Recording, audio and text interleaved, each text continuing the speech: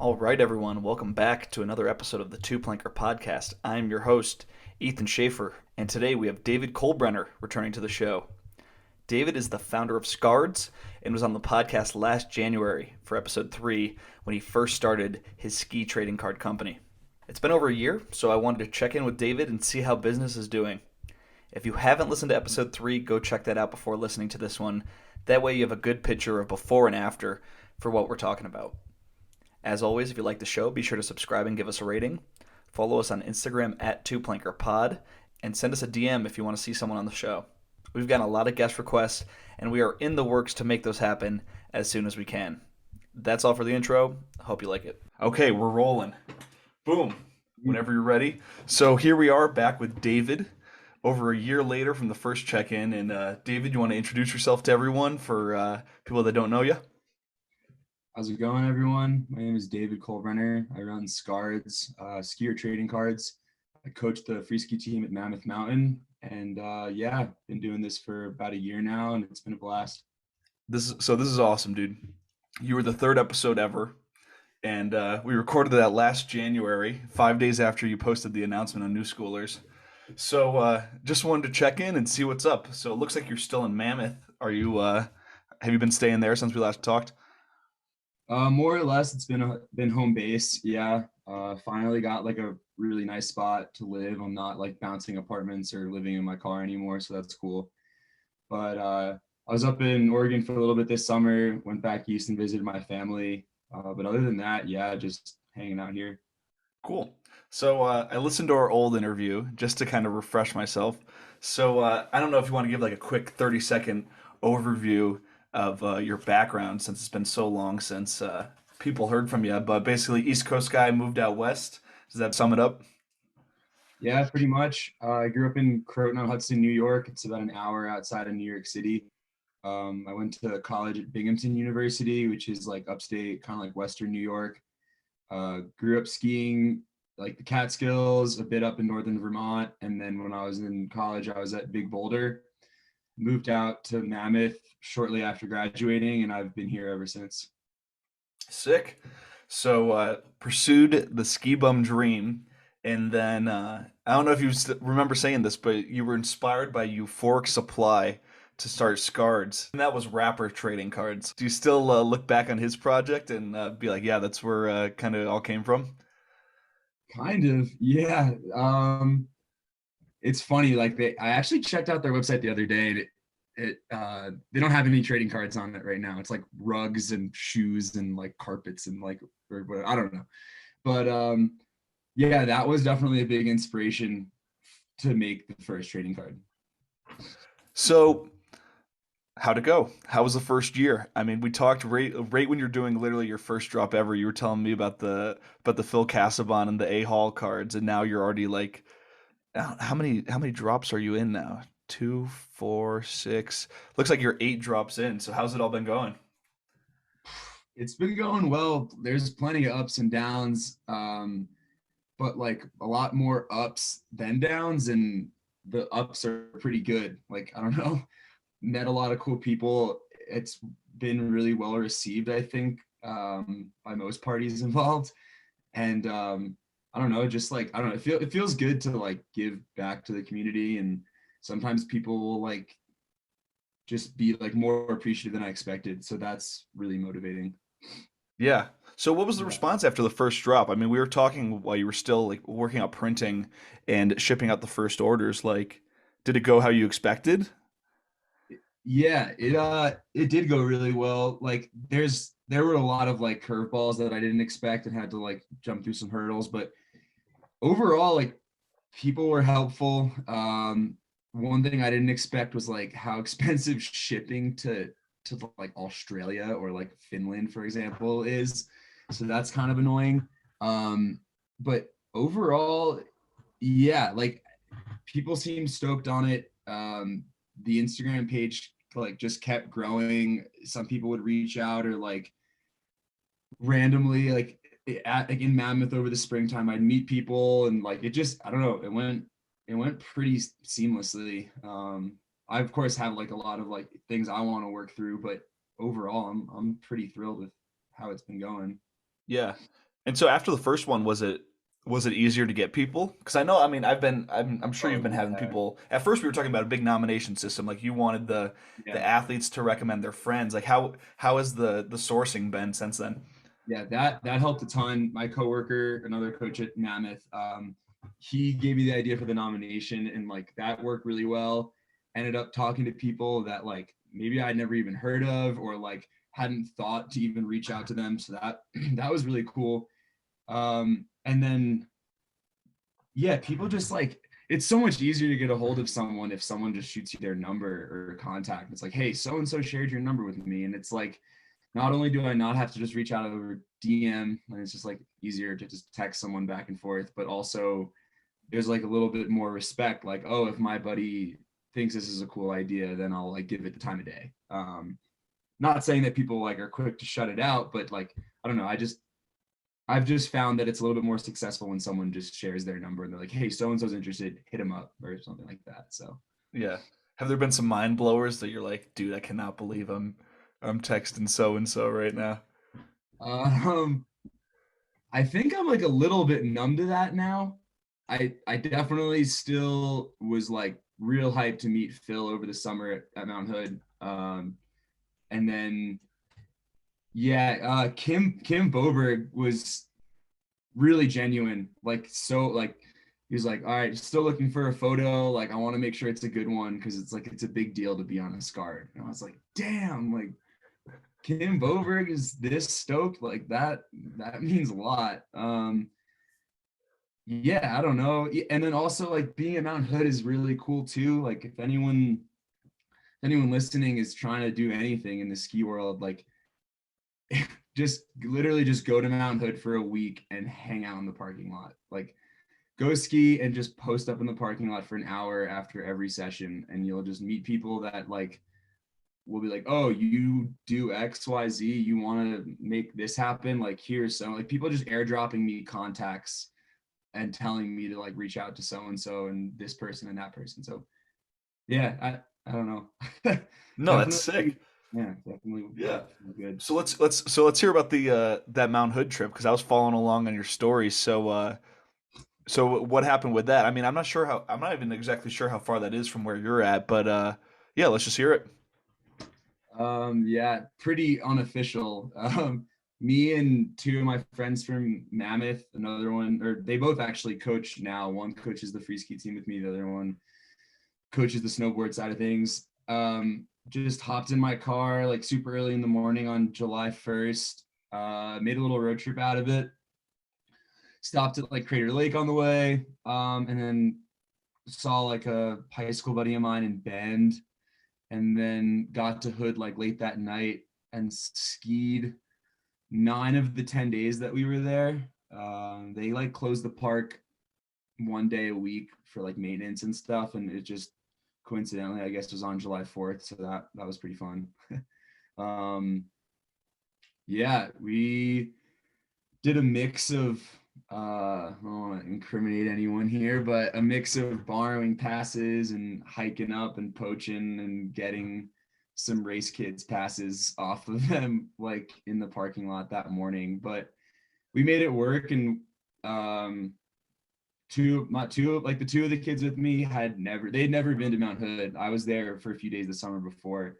So the vibes were good. Like everyone was really stoked, and had a bunch of other friends who just happened to be up there. So we were camping with like a pretty good crew. It was a blast. Like I'm like even more stoked to try to go back this summer. Yeah. So what's the scene there? Is it mostly camping? Is there like accommodation? Like what's the vibe like for a skier trying to go out there?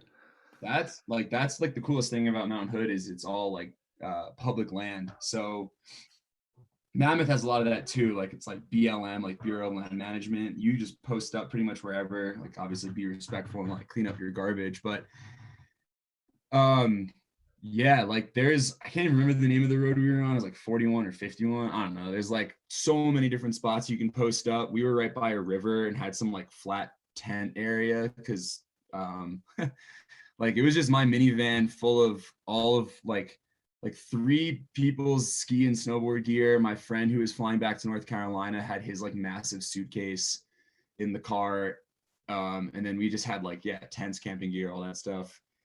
We were posted up with like a couple of the, or like Reese Rule is like a site away from us, and Zach Pfeiffer, who runs Sovereign, was like just down the street as well.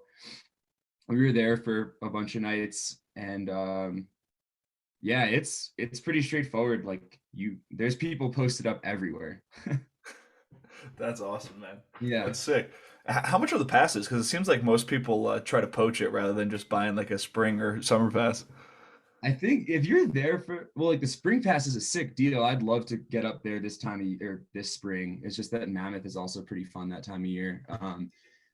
The spring pass is insanely cheap. It's like under $100 for like 2 months of skiing or something crazy. I don't know exactly, but the summer pass is like not that affordable. And then yeah, I don't not trying to incriminate here, but I like you can literally just wait in the parking lot for one of the race like camp kids or some random person who's getting off the hill at like 9 or 10 and just ask them for their pass and toss them like $5 or some other goodies, if you know what I mean, and they'll just give you their pass. I've hiked up a lot too. Supposedly there's people who like sit there with binoculars and like try to catch you. I haven't had any issues with that personally, but just yeah, keep that in mind if you're gonna try to do that. Word. So when you Yeah. travel around to ski stuff now, are you like a rapper carrying around a duffel bag full of cash? Like you're carrying around a duffel bag full of Skards, just giving them out to everybody? I I did bring like an old full tilt box full of like a ton of cards and some of the posters, and I hooked people up, and yeah, people seemed really stoked in the parking lot. But no, I'm not exactly a traveling salesman yet. Yeah. So, dude, Yeah. I mean, I'm looking at the website right now. It looks like most of the packs have sold out. Do you still have like basically Lucy's from all the packs? Like, oh, this is like just random cards that never made it into a pack. Yeah, so I do have a lot of like leftover cards because it's so like the way that the printing works is that it's 100 cards at a time for each design. Like that's the minimum that they'll do, and that's still like an insanely low quantity for a lot of these printing companies. But only 7, like if you think, so I may say I make 100 packs, and then only like 7 assorted cards end up in it. There's going to be a lot left over. So I give the skier and the photographer a ton of their own cards, obviously, but that still leaves like a decent fistful left over. So I'm actually putting together packs that say like the 2020, like 2020, 2021 season cards. And those will hopefully like be in some shops, just like, I don't know, get them in circulation and all that. But yeah, I do have a good amount left over. Yeah. And so last time we were talking, you were literally just figuring out like the supply chain, and you're talking about getting it printed in New York from some company. Have you kind of nailed down a place that's doing it right, or is it still a huge pain in the ass? Dude, I wish. Like right now, like shit's hitting the fan with this one company, and like they do a sick job when they want. I had an issue in the fall. They sent them to me at my when I was home in New York before going up to IF3. So I didn't really have much like wiggle room there. They were good enough that I could at least assemble packs for IF3 and all that. They did a reprint and the cards came back so sick. Like I even told them, I was like, these are so great. Thank you guys. People are stoked on them. They look amazing. Then they were telling me like that we want you to send over the file differently. And I'm like, sure, like I don't know why you didn't ask me to do that earlier. Like whatever makes your life easier and makes the prints come out better.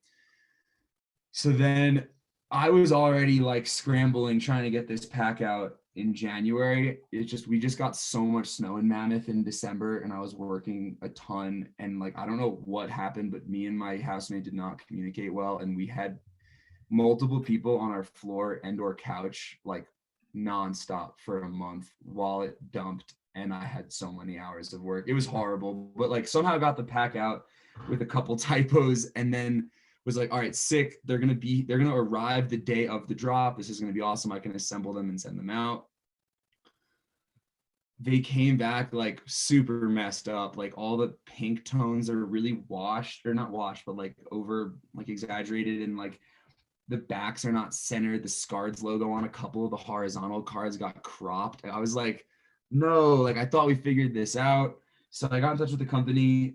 I'm currently in the works. I'm currently in the process of refiring that batch, getting the January pack out to everyone within the next like week or so. And then the February pack, which I'll announce shortly, is also being printed. But I am changing over companies, and like it's a headache. Thank you to everyone who's been patient with me at all. Like it's definitely a challenge.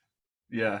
And so in terms of I mean a lot of these projects are operating at a loss. Like is this whole thing burning a huge hole in your wallet, or is it kind of breaking even, or maybe even making profit? For the very first time over the summer, I made like a tiny profit. That was like pretty cool. But like I don't pocket any of this money. It just ends up going right back into the next little project that Skards has, whether it's just printing more cards or like a poster or stickers. And then the fall was bad.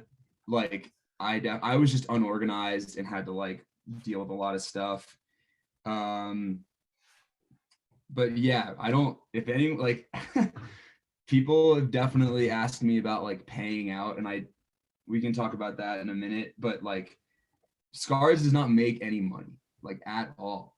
Maybe one day it will, and I hope it does. But like it's entirely just a passion project, and like me honestly losing money on it a lot of the time. So yeah. So what's killing you the most? I'm assuming it's the shipping, because shipping is just like a pain in the ass for any small business. Yeah, the reason actually that I did well with that second summer pack was so I don't obviously charge like any skier or photographer to send them their cards. Like they're not even getting paid out. So no matter where they are in the world, I'm gonna just pay the shipping to send them their cards, like a pack or two, and like a bunch of stickers or whatever, like maybe like a postcard or a poster. I don't know. What was really nice about that pack was like skiers from like all over the world that normally are just like, oh yo, thanks for sending me my cards. They were like, I want to support, or they like bought a pack. And I'm like, yo, you don't need to buy a pack. Like I send everyone their cards. And they were like, no, don't worry about it. And I was like, sweet, like you just covered the whatever $17 shipping to Norway, which means I don't lose $17 at all. Like I just am at like net zero with producing your cards, like so that can add up. If I have 7 international skiers and 5 international photographers, do the math, I'm going to be spending like maybe $200 in shipping when I've already spent the money on printing the cards and like everything that goes into it. So it just adds up.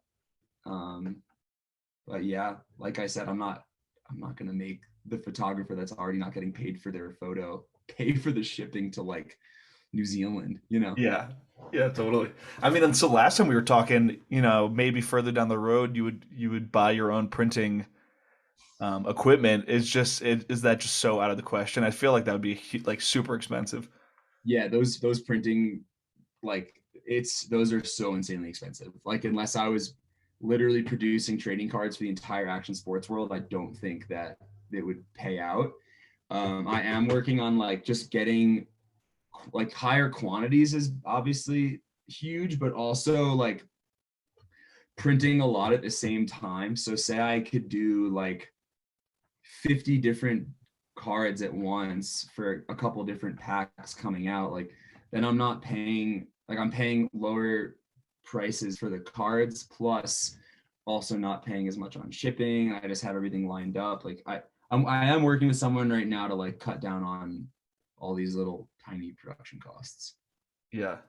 Do you have a deep bench now? Like, do you have enough people for like, okay, I'm gonna spread this out, or are you still kind of doing pack at a time? Wait, well, hold on. What do you mean by like? Yeah, so like do you have, like say you reach out to 50 people and all 50 say yes. Do you and that would be enough for like January, February, March. Do you have enough people to spread it out across a couple packs or are you still working, okay, this is the people for this pack, this is the people for this pack? I'm like just getting there now, which feels good. Also, little like leak. I did expand. I'm working with a buddy on like making the first pack of snowboard cards. So that's gonna be like huge because every time we could like bang out like two skier packs at a time and two snowboard packs. So that's like quadruple the quantity right there as I was doing say like 3 months ago. You know. That's huge. And is that a how'd you link up with him? Is it just somebody in the know in the snowboarding world that's stoked on it or are you guys doing some deep research? Yeah, he is a friend of mine from college's cousin. We actually went to the same school, but just like overlap. Like he was there after I was. Also, coincidentally, was on the Mammoth like snowboard team growing up, and is pretty like well connected in the snowboard world. Also has a background in finance, which is super helpful because I'm god awful at Excel. I was like embarrassed to even send him some of the files I had.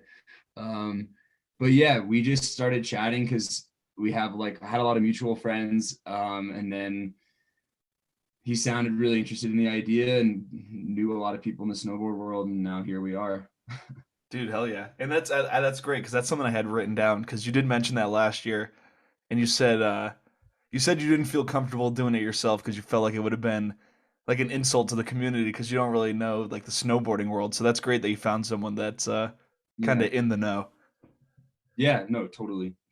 Yeah. Dude, that's sick. And so I mean there's so many ways like I love your business because there's so many ways to just get creative with it. Did you go to IF3 as like a business mission or you just wanted to check it out for yourself? A little bit of everything. I had wanted to go so bad when I was going to college in New York. It always seemed to align with or whatever, like overlap with like Halloween weekend or something in that week. And anyone who was like into skiing and maybe interested was like, I'm not leaving for Halloween weekend. Like, I don't know, Halloween weekend is a blast when you're in college. So I didn't really push it too hard on anyone. Um, and then you thankfully shared Luke's contact with me. I just figured I'd reach out and like see what he had to say. He was another one of those people who I was like, damn, this person's like as stoked as they are. Like I reached out hoping that like I don't know. I didn't know what I thought when I reached out, but he was just like, dude, if you show up, like you can table here and like just come and hang out. Which was really nice of him. Like he was a great host, even with being like super busy the whole time and COVID being crazy and all that. Uh, so I thought that I'd be able to take Amtrak from like my hometown, just like right up the Hudson River to Montreal, and that would be really like painless and just a quick trip. But unfortunately, with COVID, they're not running that train like over the border. So I ended up flying, but it was fine. I went home, saw my family, was like home for a buddy's birthday and all that. Like just made like a trip out of it. Fall is really slow, anyways. And then got to go to Montreal, which I hadn't been to since I was like a little kid and remembered nothing of. It was just sick time.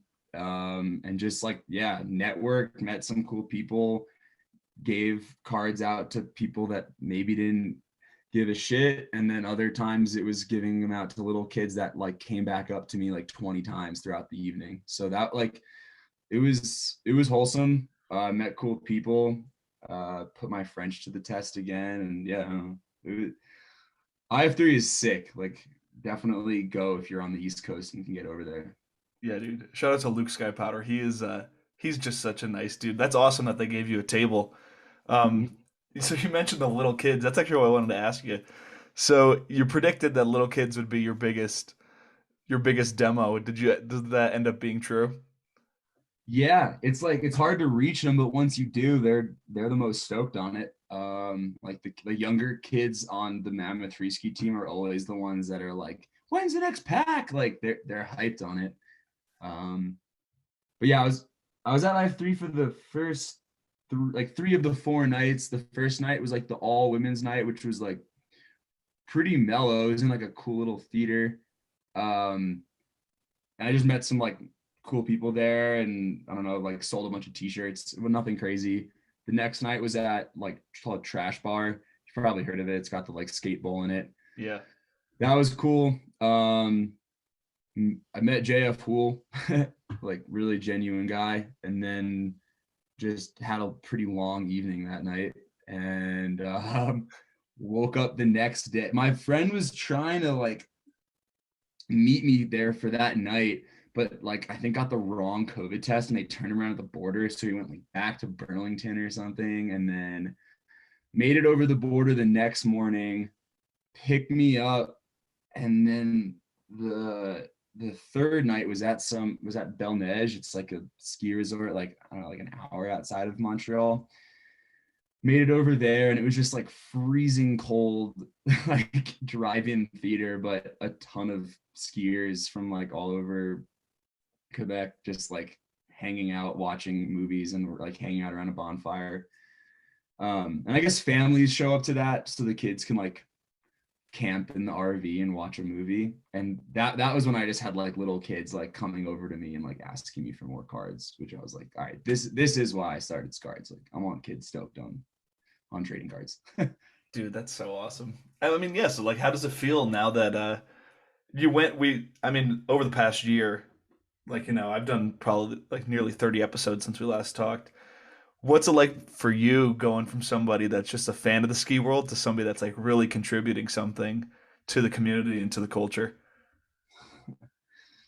Feels good. I mean, I've been saying for a while, like long-term goal is like do like I don't care what I'm doing. It would just be cool to like do it in the ski world. So like I went to school for graphic design and I don't know what like where that's gonna take me long term. Like Skards definitely changed that just because like I've learned a lot and met a lot of people. Um, but I mean, even like in high school, I was like, oh, it'd be really cool to do this for this outdoors company because even if I don't like what I'm doing, at least I'm contributing to like a cool community. And like a lot of these companies have like better incentives and like, I don't know, like how like Fat Tire like a carbon neutral company or like, you know what I mean? Yeah. Yeah, I don't know, just feel better about like what I'm doing so that like the tough days aren't as tough. But yeah, it's even cooler when it's like the freestyle ski world because that's what I'm most passionate about. And then it's even more motivating too because it's like if you slack, like you're letting down a community that you care about. Like I don't, like I feel I just reached out to everyone who got a January pack and like apologized for this delay. Like I don't want to be that guy blowing it. Yeah, yeah, definitely. Especially like with, I mean, stuff that you can't control, like the misprints or like, the card comes out shitty after an athlete was stoked on it. Like you want it to look good. Yeah, yeah. Yeah. Dude, it's so funny. I'm just like thinking back to all the things we talked about. How was the Christmas? Did you get something out in time for the holiday rush? I was slammed, so I didn't. But what I did do was I like went through all the old cover, like the card that I used for the cover of the pack, figured out how many I had left, and then I put those up for sale so people could like try to get skiers from previous drops. And then I also made a bunch of like one of one holographic cards. So it was just like a holiday sale, kind of like scour for older stuff, and people seem to like it. And I sold a good amount of things. I don't know, like seemed like people wanted stocking stuffers. Dude, I was gonna say because if I was a kid now, like that would be the dream stocking stuffer. Like mom comes through huge with like 5 packs of Skards right at Christmas. Yeah, totally.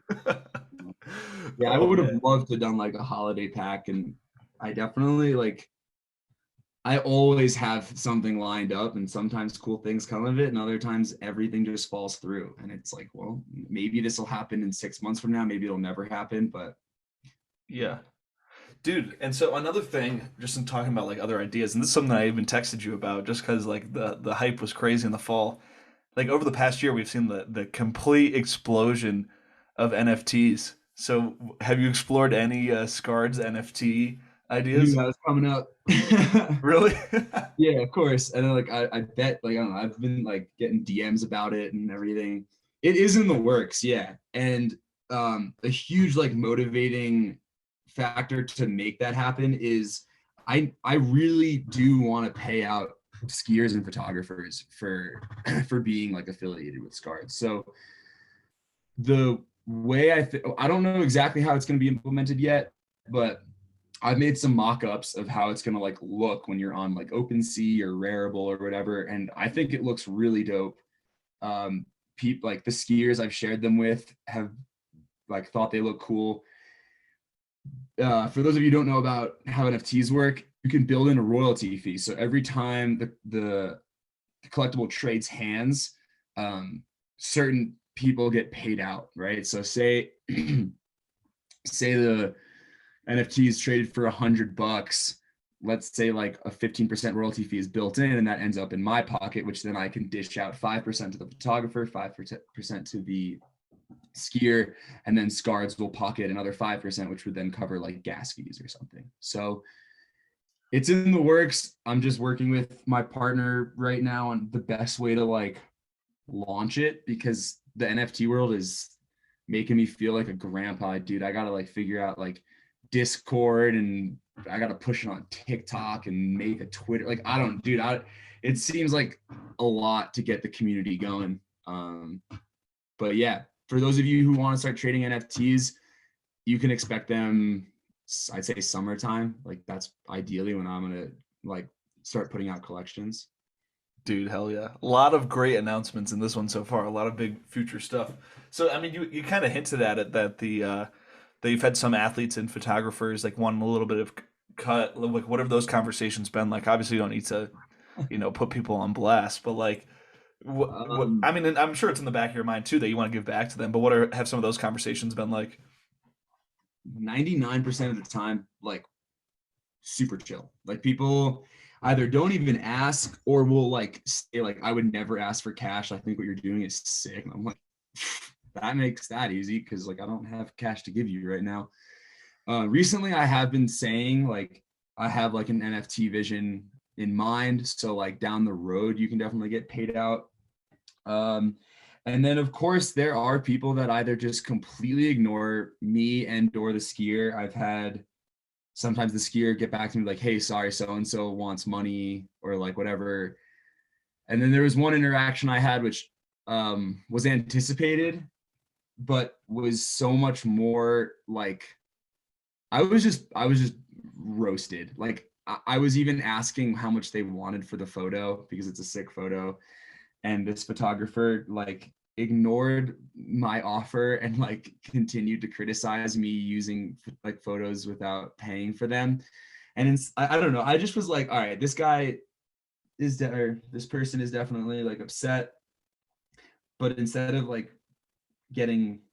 me getting worked up about it, I was just like, all right, like dude, this is his art, like I would be pissed if someone was stealing Skards' layout, so it's just been even more motivating for me to like figure out a system to pay out everyone and keep everyone happy. But yeah, most people have been super supportive and like thank you to every photographer who's hooked it up, and even skier who's just down to have their face and name on a card. It wouldn't exist without the cooperation, so it is really appreciated. Yeah. I have one photographer in mind that I think would react like that. It's maybe we'll talk about it after the show. Or I can just bleep it out. Is it because I know that he's huge on getting paid even for like Instagram stuff. It's actually not, and I was told when reaching out to this person that they would be um not to receive, especially because of like I think who the collaboration like is potentially with it. I don't know. I think that this person was rubbed the wrong way from something that went down on a podcast, and I'm just trying to like keep from ever talking smack. It's a small community, and Yeah, of like course.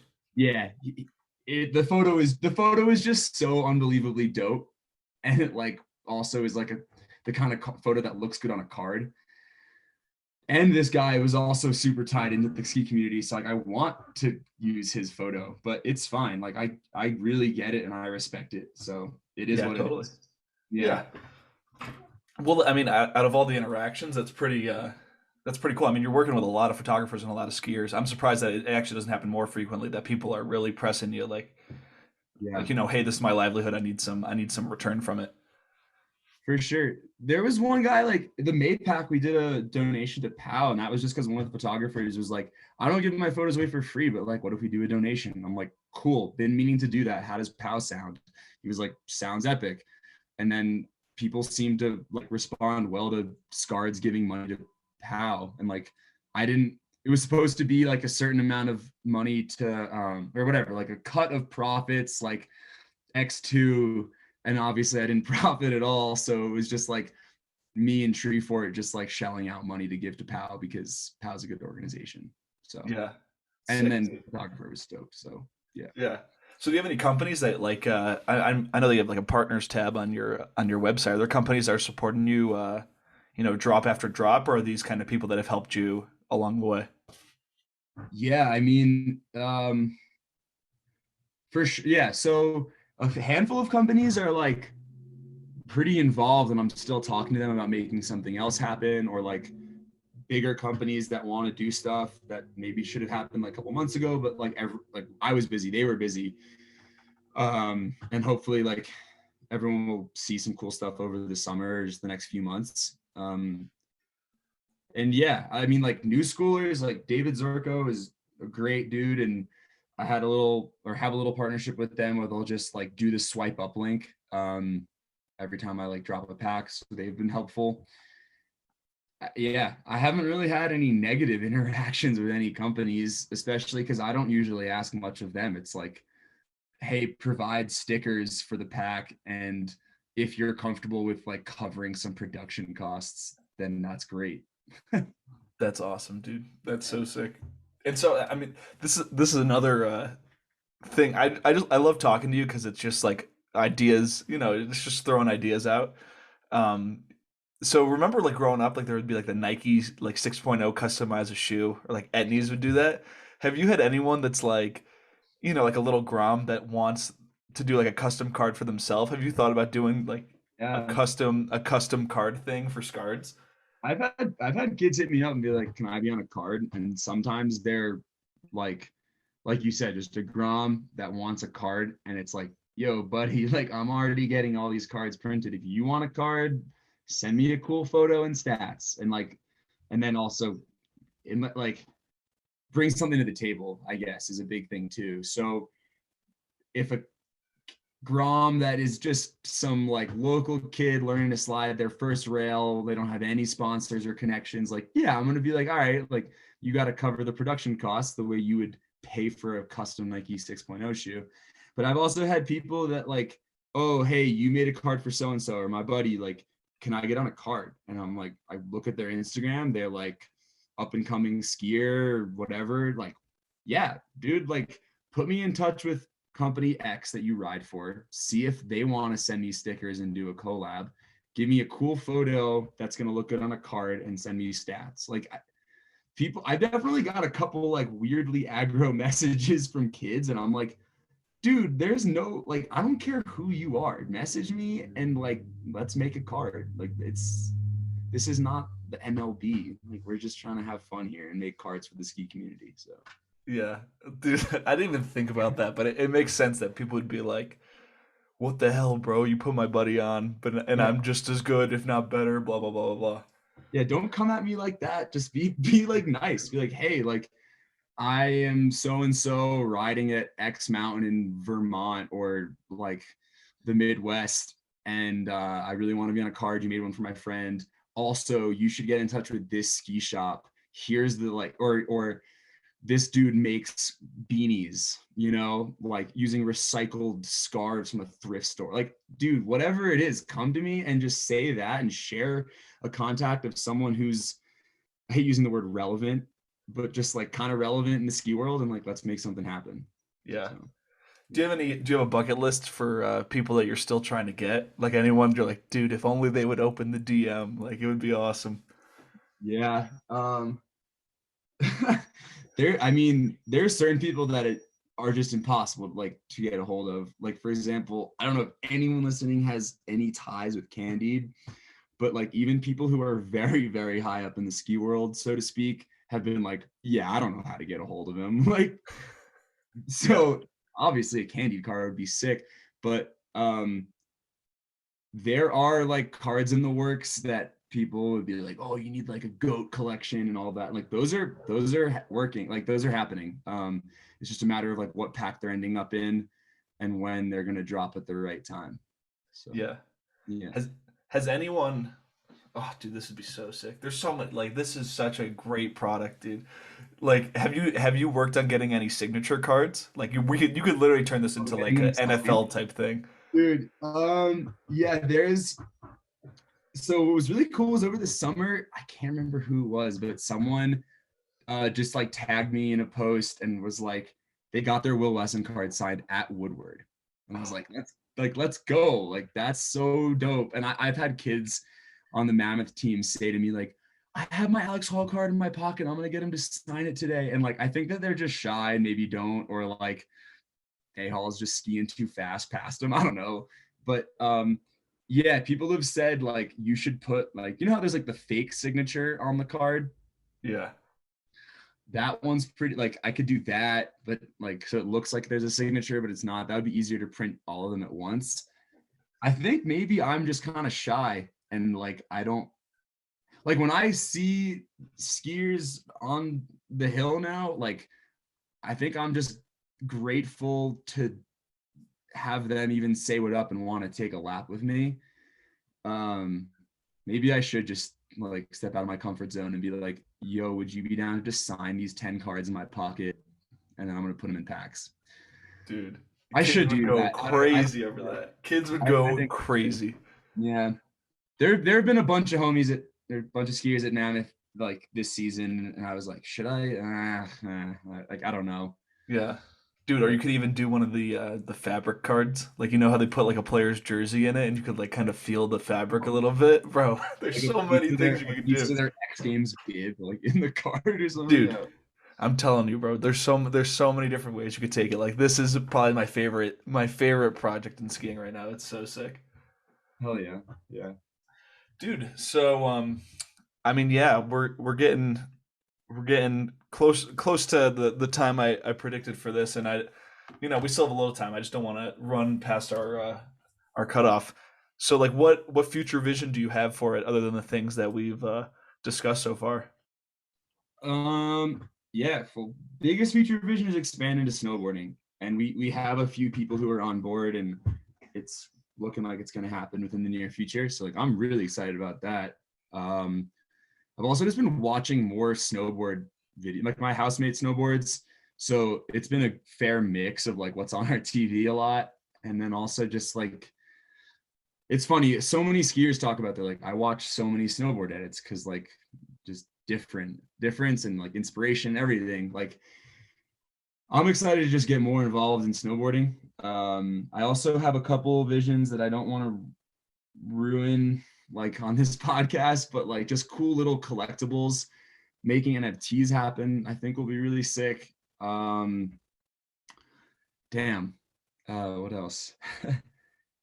Just doing like cooler collaborations and like getting like more involved with bigger companies. So like a few things are lined up with companies that I did not think that after only a year I would be talking to them.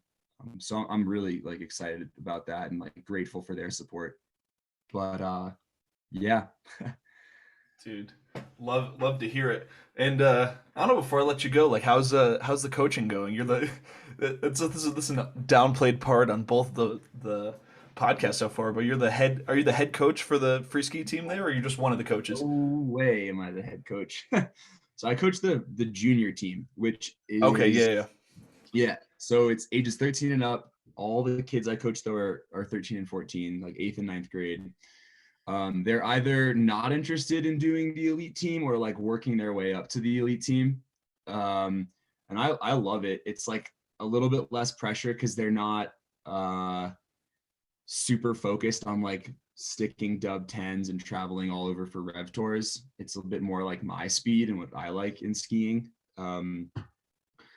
But we've got everything from like kids like working up to doing their first like cork sevens and rodeo fives and like lacing up sick rail tricks. Like I stay super busy all the time, and it's cool watching some of the kids like kind of surpass me. Like I'm not good on jumps at all, and some of these kids are like spinning unnat on some bigger jumps and like want to challenge me into a game of slush, and I'm like, yeah, dude, you're progressing insanely fast and you bounce like rubber. Like it's so cool watching kids just stoked on skiing, like their face light up when they do their first K-Fed. When I think about like quitting some other jobs I have that make more money and like allow me to sink money into Skards, I don't plan on like stopping coaching. Like that is, it's so much fun. It doesn't feel like work.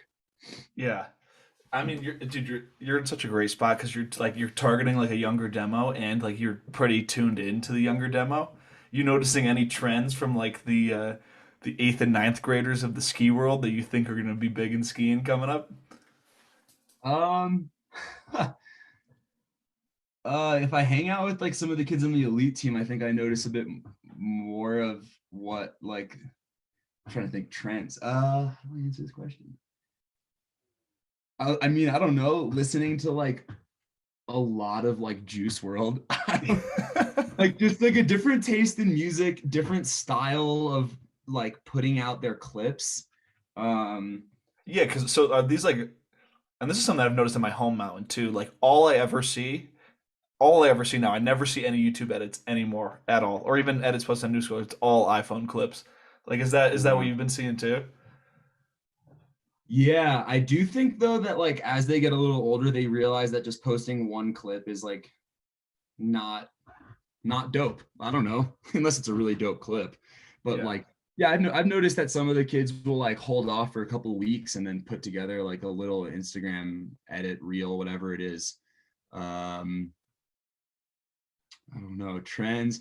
Watching some of the kids like dress differently is funny too. Like hitting that age, like I remember just being like, I need tall tees. Like, Yeah. yeah, that was what was cool when I was their age. Now it's like new wave pants with like a ball and windbreaker and a cinch top beanie. I don't know. Like No, that's sick. Yeah, like it's no, that's definitely exactly like the stuff that you don't see. Yeah. yeah. That's funny, man. Yeah, like I remember the days of every Grom having like a full kitted out Saga uniform basically head to toe. So that's funny that everything's changing like that. For sure. Yeah. It's also cool seeing that there's like actually variation. I mean, like when I think of how I was like 13, like it was like layered tall tees, bright colors, and that was it. There was no like I feel like that was just what was trendy.